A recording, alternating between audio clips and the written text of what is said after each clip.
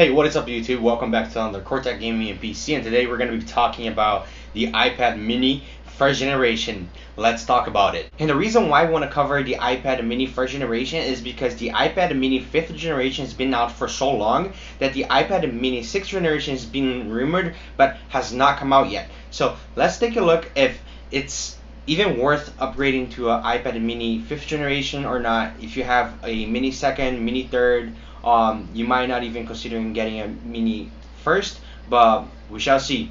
Stay tuned. Right here I have two of the iPad mini first generation white models. One is cellular and then the other one is Wi-Fi only. Let's open up and see what the deal is. It is refurbished and it is really difficult to get the original factory sealed first generation nowadays.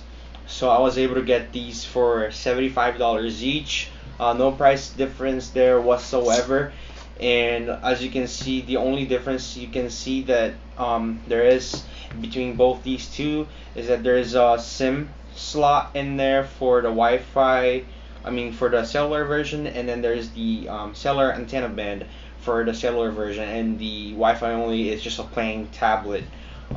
As you can see, I'm gonna go ahead and switch the camera for flat lay so you guys can take a deeper look. Alright guys, there she is in all her glory, the iPad mini first generation. We got both the cellular version and then Wi-Fi version only. What's funny about these devices, they are still pretty fast and responsive. It's not like you're gonna have a terrible experience if you're just a student and you need to get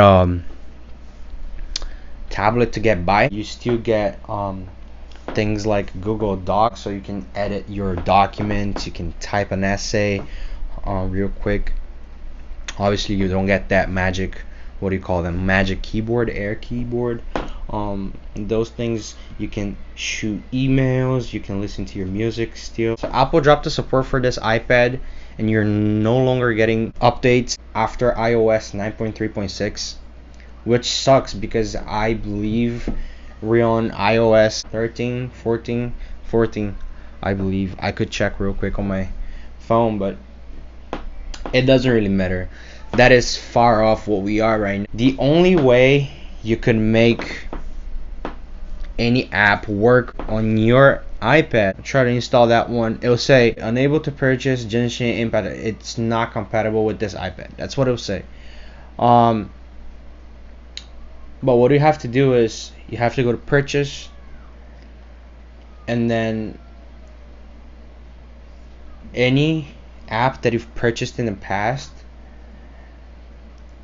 you'll basically be able to download as long as there is a version prior to that iOS version, compatible to that iOS version. If the app was developed to the point where the iOS version existed, you'll be good to go.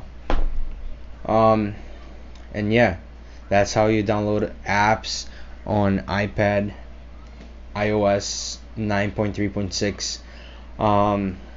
And then I guess you could just get by with this iPad. I wouldn't recommend getting this because you can easily find an iPad that's 3 gen newer for like around $150 on eBay or even marketplaces.